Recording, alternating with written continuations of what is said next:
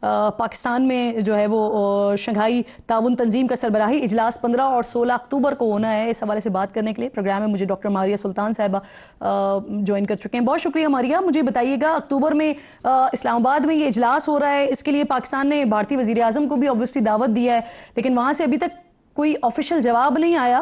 لیکن جو انڈین وزیر خارجہ ہیں جے شنکر, وہ کہہ رہے ہیں کہ پاکستان کے ساتھ جو مستقل بات چیت کا دور ہے وہ ختم ہو چکا ہے.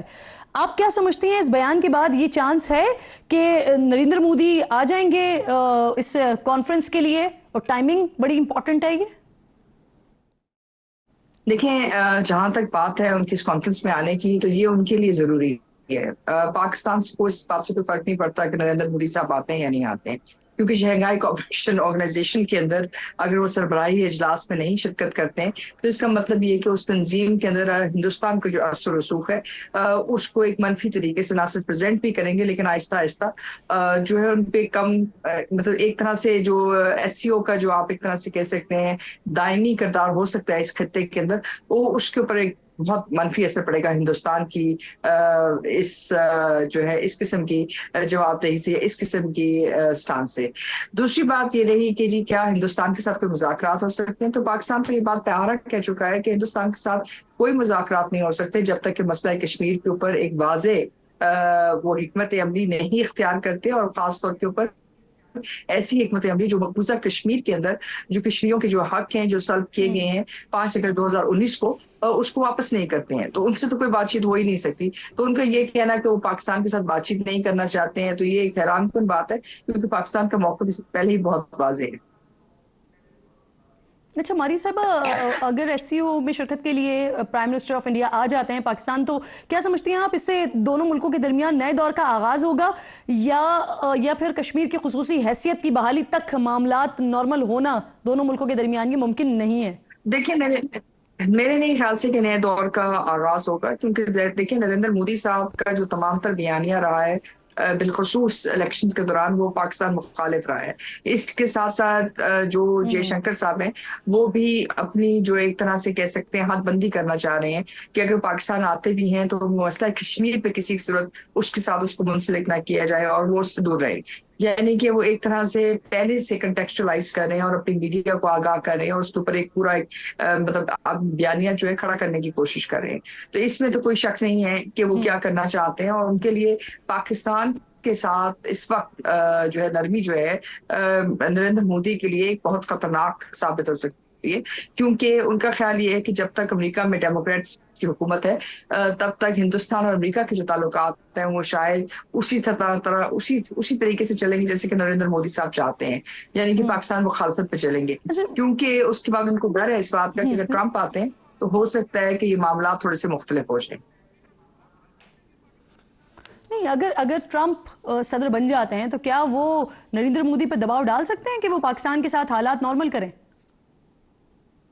دیکھیں بالکل ڈال سکتے ہیں, کیونکہ ٹرمپ کا جو موقف رہا ہے وہ یہی رہا ہے کہ جہاں بھی امریکن اسٹیبلشمنٹ کا سورس زیادہ ہے یا ڈیموکریٹس کا, جس کے اندر انہوں نے بہت حد تک ہندوستان کی جو آئی ٹی انڈسٹری ہے, جیسے کہ آپ کو سننے میں آتا ہوگا کہ جی واٹس ایپ سے لے کے فیس بک اور فیس بک سے لے کے مطلب آپ جو بھی مختلف ایپس ہیں یا ایپل ہے وہ سارے کے سارے ہندوستان میں بیٹھے ہوئے ہیں. تو سی اوز کے علاوہ ان کی جو ہیڈ آفیسز جو ہیں جو ریجنل آفیسز ہیں وہ بھی ہندوستان کے اندر ہیں, اور اس کی بنیادی وجہ یہ ہے کہ امریکہ کے جو معاہدے ہیں ہندوستان کے ساتھ, بیکا کمکاسا اور STA1, اس کے تحت یہ معاہدہ ہے. آپ کہہ رہی ہیں ماریہ صاحبہ کہ پریشرائز کر سکتے ہیں کہ پاکستان کے ساتھ حالات نارمل کریں, بٹ سوال یہ ہے کہ جب کشمیر کی خصوصی حیثیت ختم ہوئی تھی اس وقت بھی تو صدر ٹرمپ ہی تھے امریکہ میں.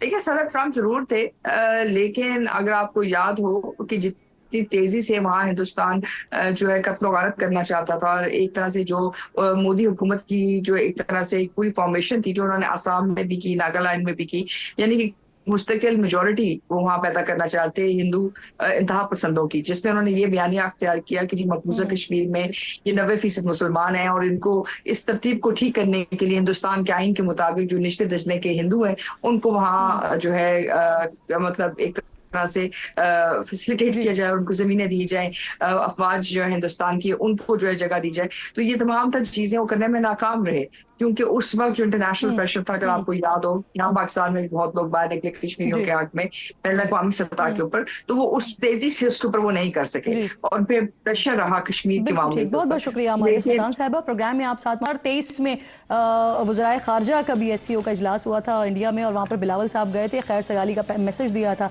लेट्स सी कि इंडिया की तरफ से इस बार क्या पैगाम आता है और फिर आलमी सतह पर इंडिया को किस तरह का सामना करना पड़ सकता है। बहुत शुक्रिया मारिया सुल्तान साहिबा, प्रोग्राम में साथ मौजूद थी। वक्त से मुल्क में मौसम की तब्दीली के साथ साथ सियासी मौसम में भी ना तब्दीली के बड़े आसार से नज़र आ रहे हैं या सामने आ रहे हैं।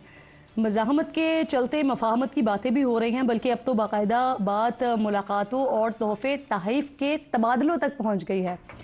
इसी दौरान आज खबर आई कि हुकूमती जमात यानी नून लीग तहरीक इंसाफ से बराह रास्त बातचीत के लिए महमूद खान अचकज़ई से राबते में है।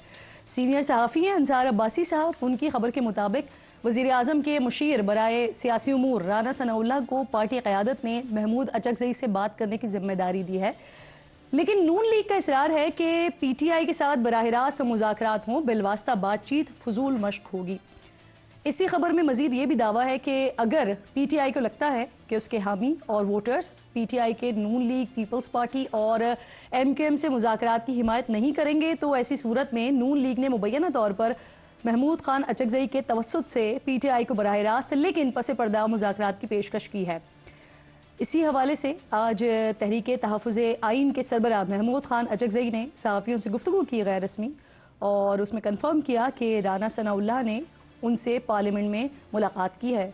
महमूद खान अचकज़ई कह रहे हैं कि वज़ीर आज़म शहबाज शरीफ पार्लियामेंट में असद कैसर, उमर अयूब और बैरिस्टर गौर से भी मिले हैं। अगर PTI उन्हें जवाब देती तो मुज़ाकरात उसी वक्त शुरू हो जाते। अच्छा नाज़रीन, इसी हलचल के दौरान आज नून लीग का मुशावरती इजलास भी हुआ है। वहाँ से आने वाली बता रही हैं कि नून लीग ने मौलाना फजलुर रहमान, महमूद खान अचकज़ई समेत दीगर सियासी रहनुमाओं से बातचीत जारी रखने का फैसला किया है। इजलास से आने वाली खबरें हैरान कुन थीं कि नवाज शरीफ और मरियम नवाज मुज़ाकरात के ख़िलाफ़ भी हैं और ख़ुद ही मियाँ साहब ने मुज़ाकरात की इजाज़त भी दे दी। इजलास में ये फ़ैसला हो गया है तो फिर वज़ीर दिफ़ा ख्वाजा आसिफ और वफाकी वज़ीर बराए मनसूबाबंदी और नून लीग के मरकज़ी सेक्रेटरी जनरल एहसन इकबाल ने तहरीक इंसाफ से मुज़ाकरात के इम्कान को रद्द क्यों किया है, सुनिए ज़रा। अचकज़ई के साथ मुज़ाकरात के सिलसिला जो है शुरू करने जा रही है, आप चाहते हैं कि मुज़ाकरात ये PTI के साथ होने चाहिए या नहीं होने चाहिए? आप हक में नहीं है। इमरान खान साहब और उनका तर्ज सियासत, उसके साथ मुज़ाकरात उस वक्त तक नहीं हो सकते जब तक कि वो 9 मई के ऊपर कौम से और हमारे कौमी सलामती के इदारों से माफ़ी नहीं मांगते। कल वज़ीर आज़म शहबाज शरीफ साहब ने मौलाना फजलुर रहमान साहब से मुलाकात की, इसी तरह वो दीगर सियासी रहनुमाओं से भी मुलाकात करेंगे। अब कुछ तो है कि जिसकी पर्दादारी है, क्योंकि अचानक हुकूमत को क्यों मौलाना और खान दोनों ही अहम लगने लगे हैं।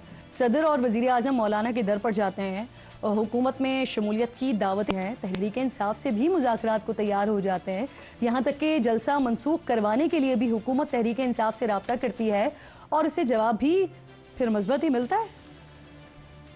अब इस सूरत हाल को देखकर मुझे गुज़िश्ता कुछ अरसे के दौरान हुकूमत, उनके इत्तेहादी और अपोजिशन के कुछ बयानात याद आ रहे हैं, जिनमें कहीं आइनी मेल्टडाउन, कहीं सर्द मौसम में हुकूमत के लिए गर्मी बढ़ने और कहीं से 6 महीने में हुकूमत जाने जैसी बातें आ रही थी सामने।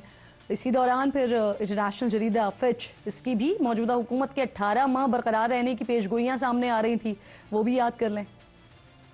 अगले 3 महीने जो आने वाले हैं वो बड़े ही रेलेवेंट हैं, क्रूशल हैं, क्रिटिकल हैं और सर्द मौसम होगा वैसे वेदर वाइज, लेकिन सियासी बहुत गर्मा गर्मी होगी।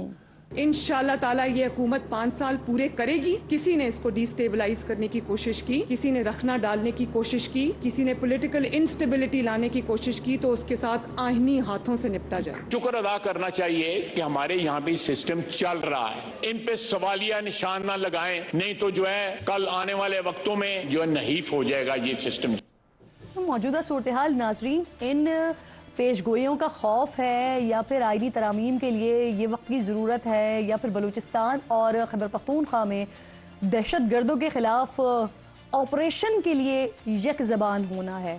یہ اہم معاملات ہیں، آج کے اہم ٹاپکس ہیں جس پر بات کرنے کے لیے پروگرام میں میرے انتہائی معزز مہمانوں میں بیرسٹر عقیل ملک صاحب حکومتی ترجمان ہیں برائے قانونی امور، میرے ساتھ موجود ہیں. السلام علیکم، بہت شکریہ آپ کے وقت کا. اس کے ساتھ ساتھ ایک اور انتہائی معزز مہمان پاکستان تحریک انصاف کے سینئر رہنما ہیں سینیٹر ہمایوں محمد صاحب اسٹوڈیو میں ساتھ موجود ہیں. آپ کو بھی بہت شکریہ. السلام علیکم سر. عقیل صاحب آپ کا کیونکہ میں نے جو ہے نا وہ ایک کچھ دنوں پہلے کا، کیونکہ آج کل آپ بہت چھائے میں ہر جگہ آپ ہی آپ نظر آ رہے ہوتے ہیں، تو میں چاہ رہی ہوں ذرا آپ سے بات کا آغاز کروں. سر یہ ہو کیا رہا ہے؟ محمود خان اچکزئی صاحب کنفرم کریں اس بات سے کہ ان کی رانا ثناء اللہ صاحب سے ملاقات بھی ہوئی، لیکن آپ کے جو دیگر لوگ ہیں جو وفاقی وزراء ہیں، احسن اقبال صاحب ہو گئے یا پھر خواجہ آصف صاحب ہو گئے، یہ اس بات کی تردید کر رہے ہیں. کیا ہو رہا ہے؟ یہ حکومت کیا کر رہی ہے؟ کرن بہت بہت شکریہ.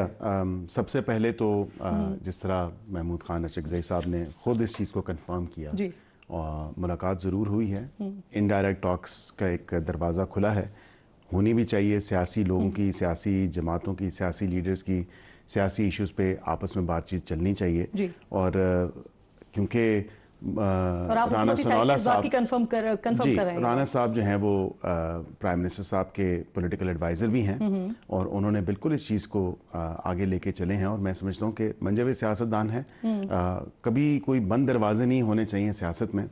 اور اس چیز کا بے شک یہ لاکھ اختلاف کریں، میرے خیال سے بیٹر سینس پریویل کی ہے پاکستان کے ان حالات کو دیکھتے ہوئے. وفاقی وزراء اس بات کی تردید کیوں کریں سر؟ لیکن اس پہ بھی میں آپ کو بتا دیتا ہوں، جو خواجہ صاحب نے بات کی ہے وہ ایک ان کا ذاتی موقف تو ہو سکتا ہے، لیکن جو احسن اقبال صاحب نے بات کی ہے میں ان کی بات کے ساتھ اتفاق کرتا ہوں.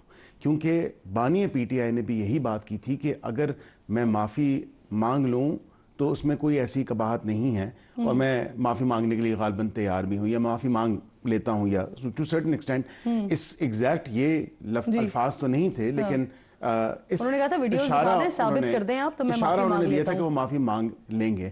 معافی لیکن پہلے وہ کہہ رہے ہیں کہ ثابت کریں، اور ویڈیوز تو موجود ہیں نا، وہ کہہ رہے ہیں دکھا دیں، ثابت کریں، پھر معافی مانگیں گے. لیکن اس پہ کرن یہ تو اس پہ تو کوئی دیکھیں اختلاف نہیں ہے کہ ایک سانحہ ہوا، obviously وہ دانستہ طور پہ ہوا یا غیر دانستہ طور پہ ہوا، معافی مانگنے کے لیے وہ کہہ رہے ہیں. جی آپ کہہ رہے ہیں کہ کیونکہ خان صاحب نے بھی یہی بات کی ہے، تو کیا یہ آپ لوگوں کے پاس یہ شرائط ہیں مذاکرات سے پہلے پیشگی طور پہ کہ معافی مانگیں اور اس کے بعد سے پھر دور کا آغاز ہوگا؟ ڈائریکٹ ٹاکس کے لیے تو ضروری ہے. انڈائریکٹ ٹاکس جن کو مینڈیٹ انہوں نے دیا اچکزئی صاحب، اور کیونکہ وہ بھی الوف تھے ساری سچویشن سے کہ 22 کو جلسہ مؤخر کر دیا اور ان کو بھی نہیں بتایا، وہ تو ترنول پہنچ گئے. اب یہ تمام تر چیز کو دیکھتے ہوئے میرے خیال سے بیٹر سینس پریویل کی ہے، اور اچکزئی صاحب کی طرف سے بھی کوشش ہے. اوبیسلی ان کو مینڈیٹ دیا، سنی اتحاد کونسل کہہ لیں، پی ٹی آئی کہہ لیں، اس مینڈیٹ کو آگے بڑھاتے ہوئے یہ تھوڑی اب برف پگھلنا شروع ہوئی ہے، اور things are moving in the right direction.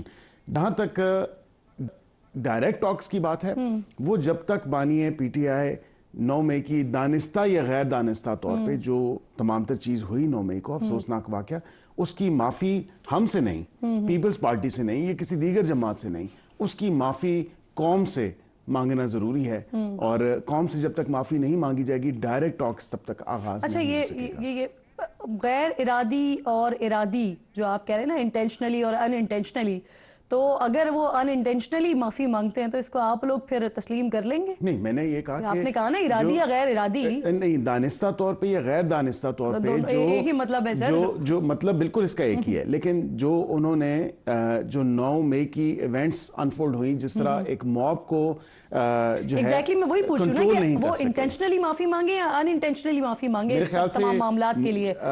اگر وہ سمجھتے ہیں کہ انٹینشنل تھا تو پھر اس حوالے سے مان لیں، لیکن اگر ان انٹینشنل تھا تو ان انٹینشنل کہہ کے اس کی معافی تو مانگنی پڑے گی.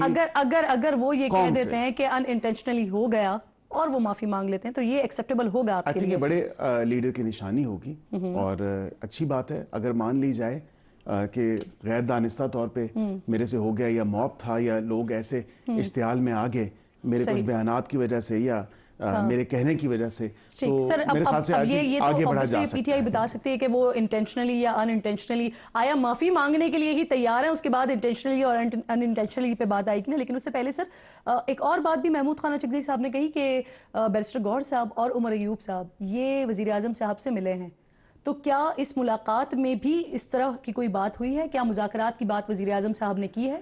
دیکھیں ایک بزنس ایڈوائزری کمیٹی یا کاؤنسل جو نیشنل اسمبلی کے اندر اس میں ان کی سائڈ سے بھی ممبرز ہیں اور وہ ممبرز وقتاً فوقتاً جو issues on and off crop up ہوتے ہیں اس کی ڈسکشنز ہوتی ہیں ویدر پارلیمنٹ کے اندر یا باہر.